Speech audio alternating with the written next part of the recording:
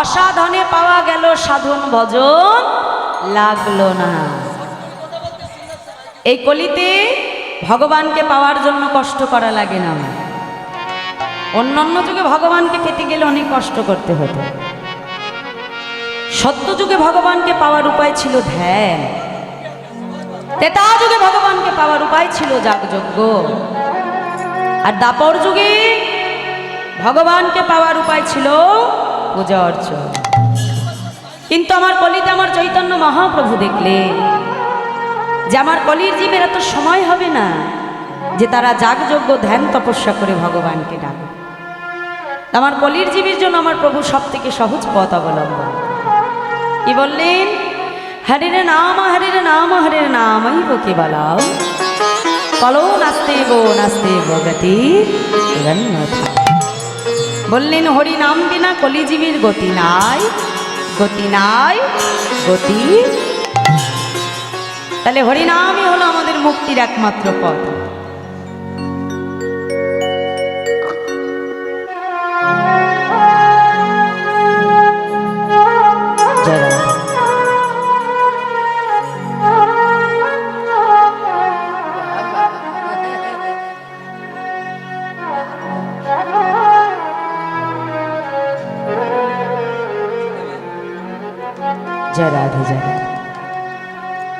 তাই সেই হরিনামকে আশ্রয় করে কলিযুগে অবতীর্ণ হলেন আমার চৈতন্য মহাপ্রভু। জীবের দ্বারে দ্বারে ঘরে গিয়ে প্রভু সেই হরিনাম প্রেম ধন বিতরণ করলেন। নদী আর পথে পথে নদেবাসীকে ডেকে ডেকে বলছে, নদেবাসী তোমরা সকলে বলো ধরলা ধরলা কিশোরীর প্রেম তাই ডাকে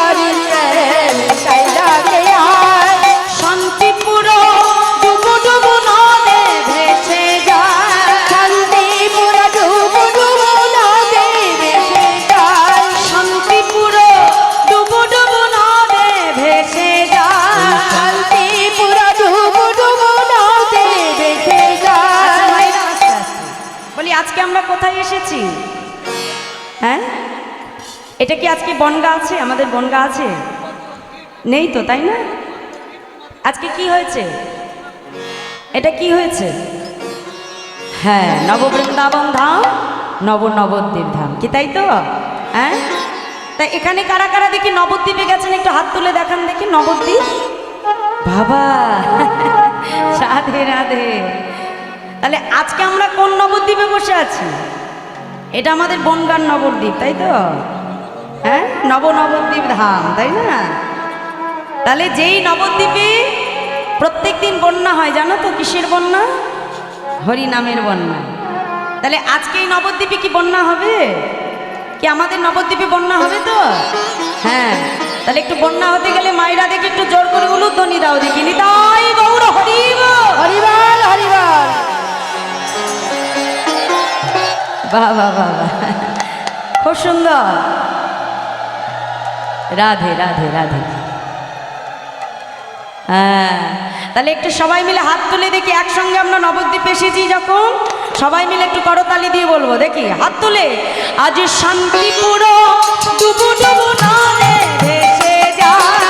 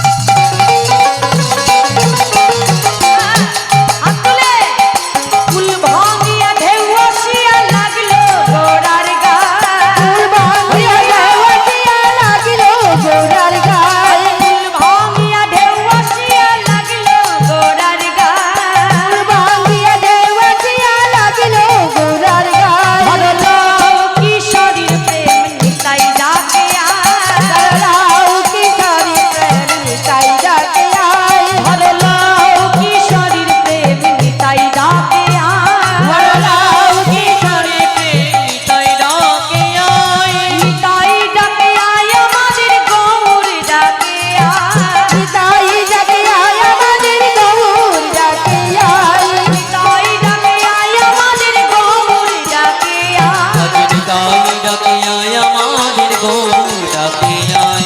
আজকে কারা ডাকছে গো মায়েরা? কারা ডাকছে? হ্যাঁ, নিতাই গৌর দুই ভাই ডাকছে, তাই তো? তা তুমি যদি রাস্তা থেকে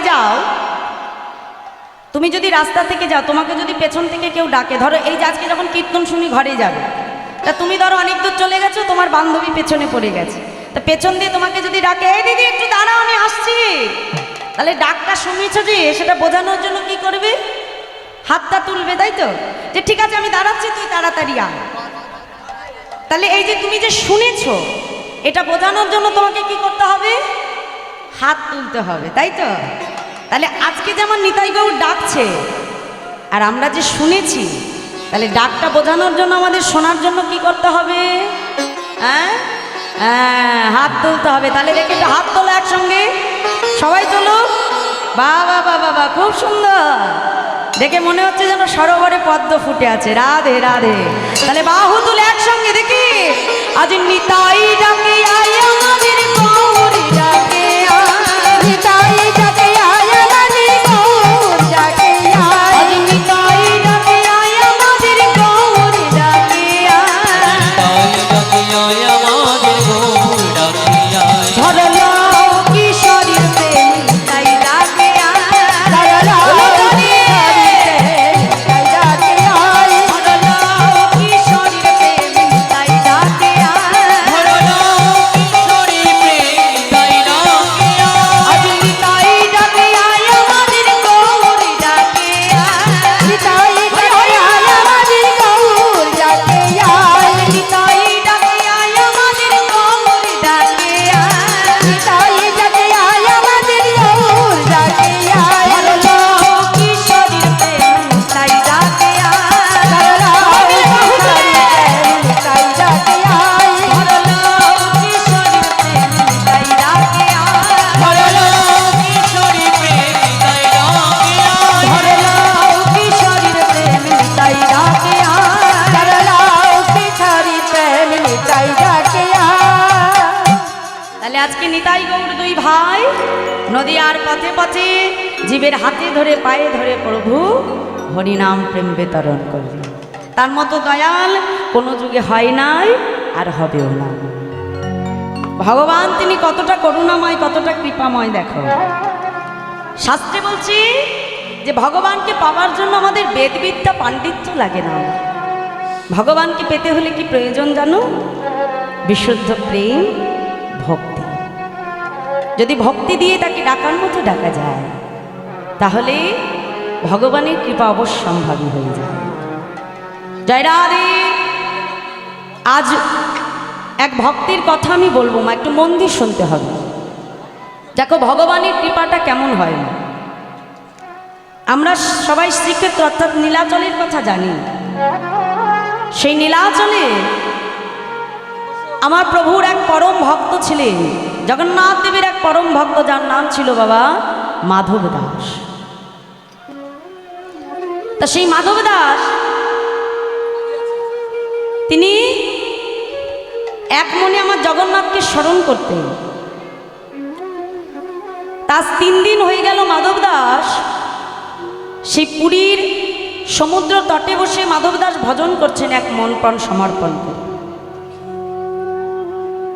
দেখতে দেখতে 1 দিন 2 দিন 3 দিন হয়ে গেল, মাধব দাস কিছু আহার করেনি, সেবা করে না, ভজনের মধ্যে লিপ্ত হয়ে আছে। তাই মাধব দাস যখন ভজন করছে মা, ওদিকে কি হলো, জগন্নাথ দেবকে যখন ভোগ নিবেদন করা হচ্ছে, এখন সর্বশেষে রাত্রে যখন ভোগ নিবেদন করা হয় মা, সোনার পাত্রে জগন্নাথকে ভোগ নিবেদন করেছে। পাণ্ডারা ভোগ নিবেদন করে পুরী ধামের দরজাটা বন্ধ করে দিয়েছে, অর্থাৎ মন্দিরের দরজাটা প্রধান দ্বার বন্ধ। স্বয়ং লক্ষ্মী নিজ করে ভগবানকে সেবা করাতে এলেন। নানা আদি ব্যঞ্জন সাজিয়ে, পারস সাজিয়ে যখন আমার ভগবানের সম্মুখে রাখা হলো মা, জগন্নাথ সঙ্গে সঙ্গে লক্ষ্মীকে ডেকে বলছে, লক্ষ্মী আজকে তোমার হাতে তো আমি সেবা গ্রহণ করতে পারবো না লক্ষ্মী। কেন মাধব? আমার সেবায় কি কোনো রকম ত্রুটি বিচ্যুতি ঘটেছে? আমার সেবায় কি কোনো রকম অপরাধ হয়েছে প্রভু? কেন কেন তুমি আমার হাতে সেবা গ্রহণ করবে না? বলো বলো, আমার সেবায় কি কোনো রকম ত্রুটি ঘটেছে? ভগবান তখন লক্ষ্মীকে ডেকে বলছে, লক্ষ্মী আমি তোমার হাতে কেমন করে সেবা গ্রহণ করি বলো? আজ 3 দিন হয়ে গেল আমার ভক্ত মাধব দাস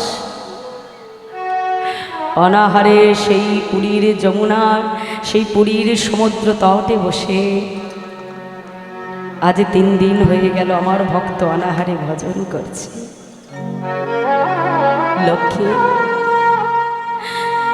এ জগতে আমার কোনো ভক্ত যদি অনাহারী থাকে, আমি ভগবান হয়ে কেমন করে সেই সেবা গ্রহণ করি বলো লক্ষ্মী?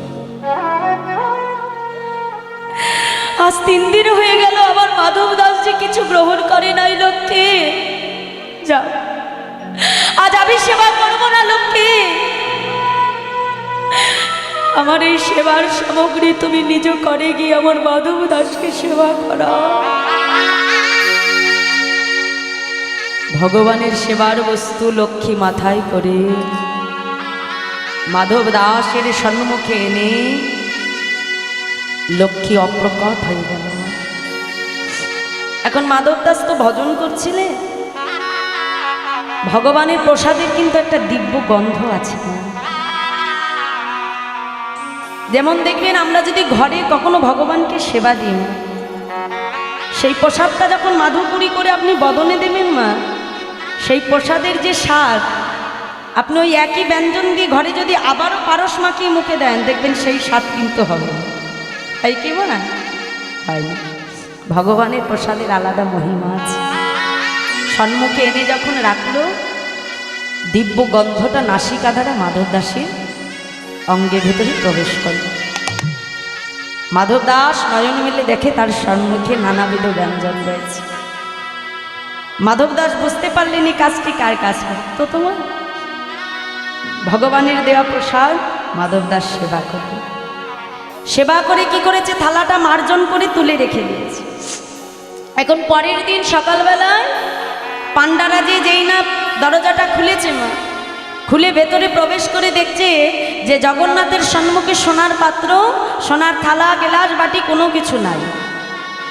এখন পাণ্ডারা মনে মনে চিন্তা করলো হয়তো বুঝি এগুলো চুরি হয়ে গেছে।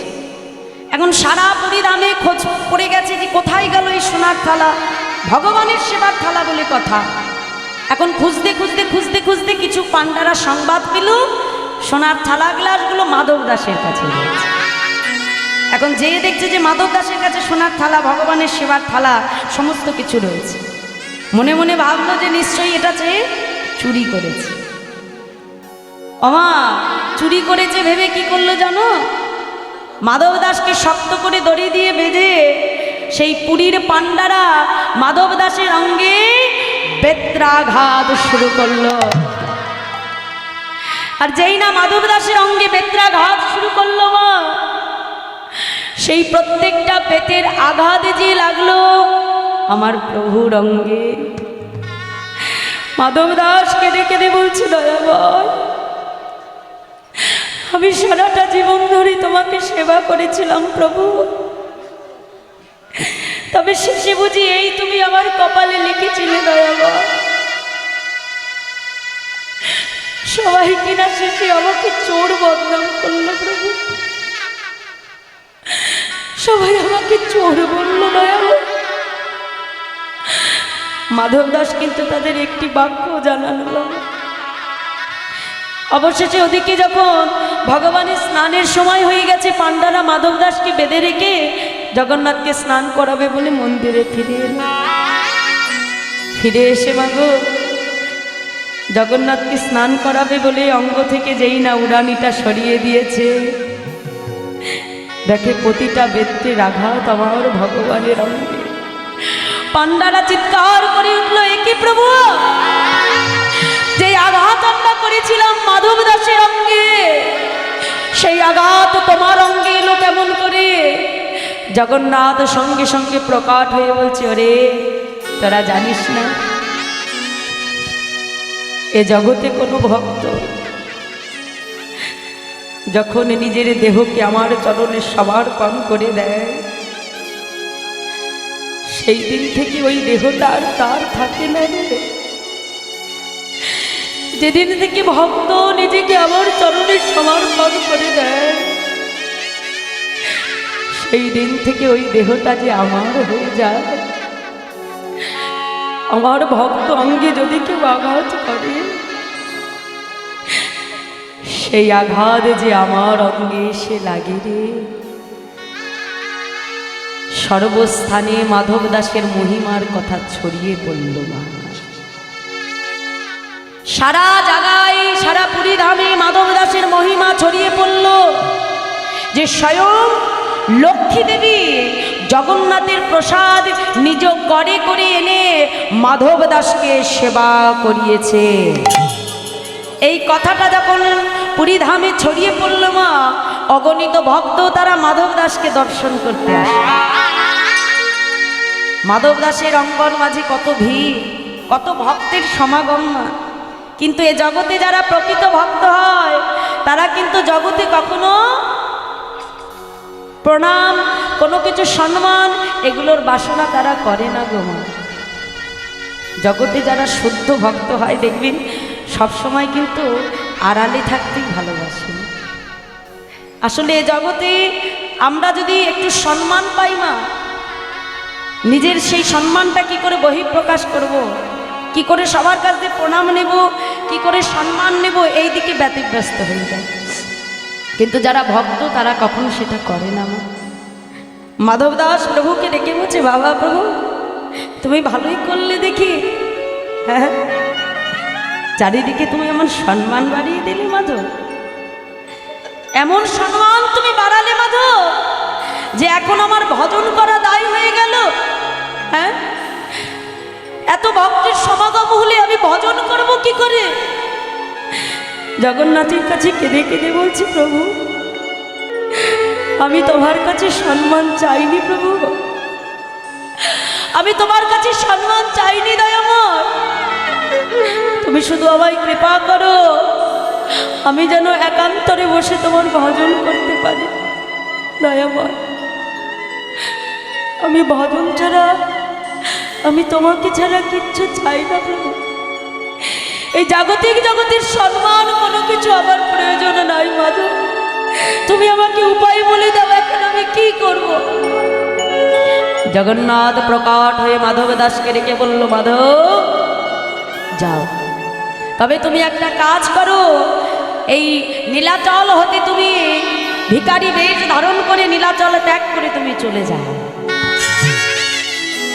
এক ভিখারির বেশ ধারণ করে মাধব দাস সেই পুরী ধাম ত্যাগ করে চলে গেল ভগবানের ভজনের উদ্দেশ্যে একান্ত। তা মাগো এমন এক জায়গায় এসে সে পৌঁছালো মা। কথায় বলে দেখবি মহন্তের স্বভাব হয় তারিতে পামো, নিজ কার্য নাই তবু জান পরে। ঘরে যদি কখনো কোনো বৈষ্ণব আসে না, মনে রাখবেন সেই বৈষ্ণব এসেছে কিন্তু আমাদের মতো পামর জীবকে উদ্ধার করবে গো, নিজের জন্য নয়। তা মাধব দাস প্রত্যেকদিন এক মায়ের ঘরে ভিক্ষার জন্য যেতাম। তা সেই মাটা ছিল এমনই যে তার ঘরে এত অর্থ, এত সম্পদ, এত প্রাচুর্য থাকা সত্ত্বেও কেউ যদি তার ঘরে ভিক্ষায় যেত কোনো কিছু দিত না। আমার একটু কৃপণ প্রকৃতি, তাই মাধব দাস প্রত্যেকদিন ভিক্ষায় যেত আর মুখের সামনে দরজা বন্ধ করে দিত। তা এমন করে একদিন হলো, দুদিন হলো, 3 দিনের দিন যখন গেছে, ওই মা কি করছিল, ঘরের উঠানটি মার্জন করছিল, লিপ ছিল মা নেতা দিয়ে। এমন সময় মাধব দাস যে যখন ভিক্ষা চাইল, প্রধান্বিত হয়ে মা কি করলো জানো, ওই নেতাটা নিয়ে মাধব দাসের মুখে ছুঁড়ে মেরেছে। যেই না ছুঁড়ে মেরেছে, মাধব দাস নেতাটা বুকের মধ্যে জড়িয়ে ধরে হাসছে, বা আজ তো অন্তত তোমার কাছ থেকে কিছু পেলাম। হ্যাঁ, নেতাটা এনে কি করেছে জানো মা, জলের মধ্যে ভালো করে ধুয়ে ওই নেতাটা দিয়ে ছোট ছোট করে সলতে তৈরি করে নিয়ে যেখানে বসে ভজন করতেন। রাতের অন্ধকারে ভগবানের মুখ দেখা যায় না, ভালো করে দেখতে পায় না গোবিন্দকে। ওই মায়ের দেওয়া ওই কাপড়ের টুকরোটা দিয়ে সলতে তৈরি করে প্রত্যেক দিন একটা করে দ্বীপ গোবিন্দের উদ্দেশ্যে দান করতেন। তাই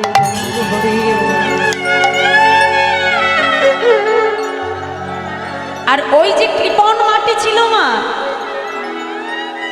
ওই কৃপণ মাটি যখন মারা গিয়ে তার পরবর্তী জন্ম হলো, দেখো ভগবান এত কিছু দিয়েছে কিন্তু কোনোদিনও ভক্ত সেবায় কিছু দান করে নাই মা, গোবিন্দ সেবার উদ্দেশ্যে কিছু দেয় না। তা আজ যখন সে জন্মগ্রহণ করলো, ভিখারি হয়ে জন্মগ্রহণ করলো, তা একদিন সেই মা 3-4 দিন হয়ে গেছে কিছু আহার করেনি, কিছু সেবা করেনি, ক্ষুধার জ্বালায় একটা বনে ঘুরতে ঘুরতে এসে একটা গাছে পাকা আম্র দেখে একটা ঢিল নিয়ে সেই গাছে ছুঁড়ে মেরেছে।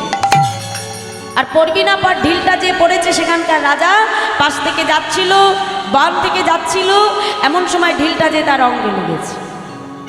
আর যেই না লেগেছে প্রহরীরা এসে বলছে দেখো কে ঢিলটা মেরেছে, খোঁজো চারিদিকে। খুঁজতে খুঁজতে বৃদ্ধা মাকে ধরে আনা।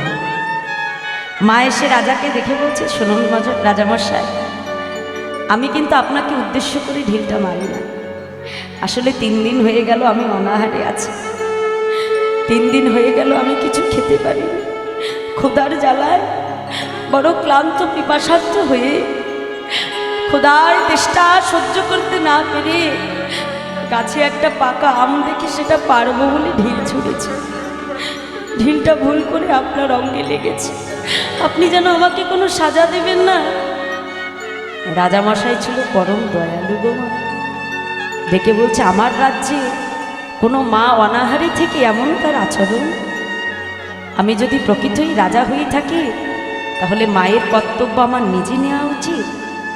মাকে ডেকে বলছে শোনো মা, আর তোমাকে অনাহারে থাকতে হবে না, আজ থেকে আমার রাজ্যের ওই দক্ষিণ অংশ আমি তোমাকে দান করে দিলাম। নিতাই হরিবল হরিবল। দেখো মা, ভিখারি হয়েও কিন্তু আজকে সম্পদ পেয়ে গেল। কেন পেল জানো? ওই যে মাধব দাসকে নেতাটা পূর্বজন্মে ছুঁড়ে মেরেছিল,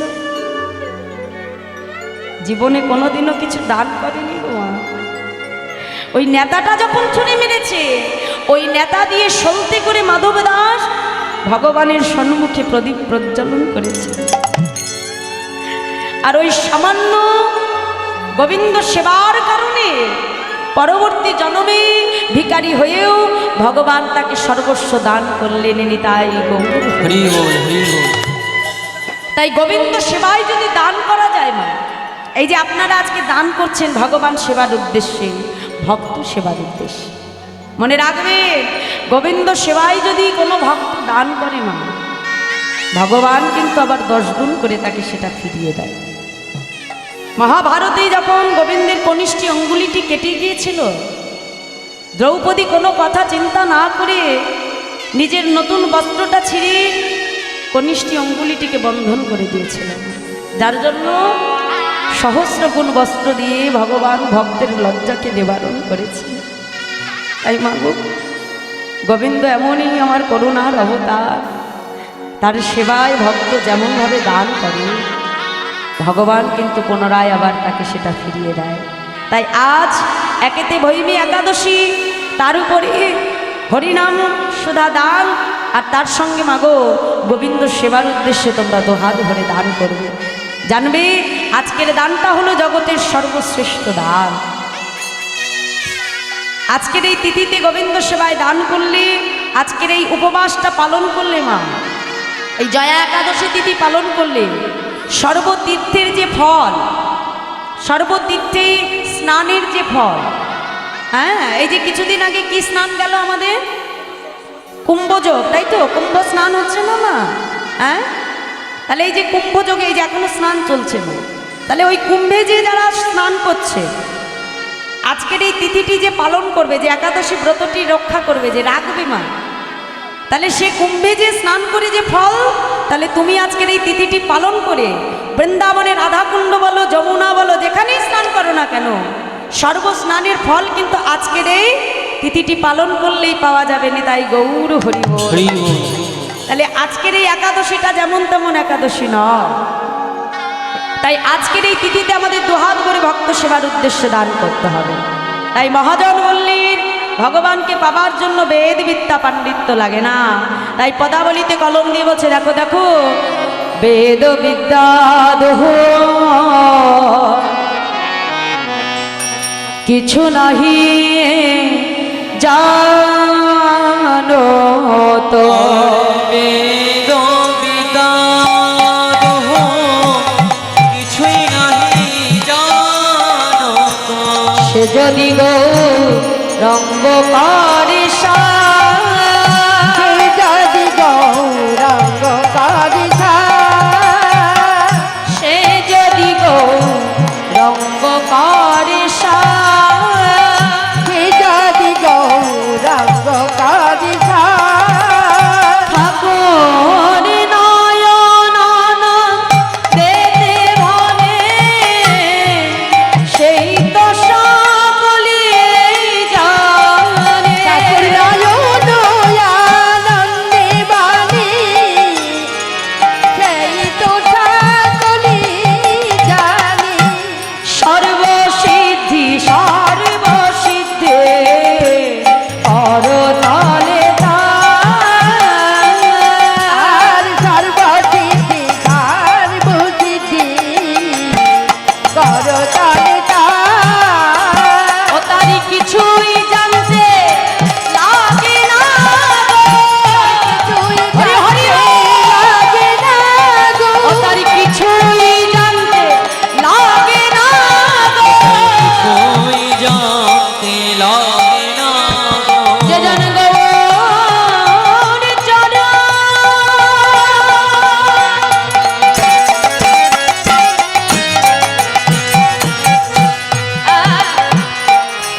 সার জেনেছে বলিয়ে সংসারকে অসার ভেবে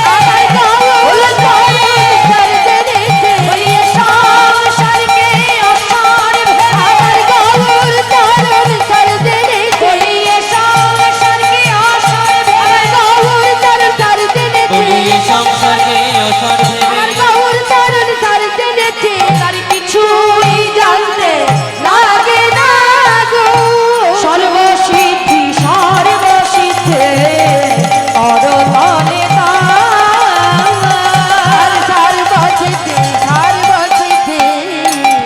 করতলে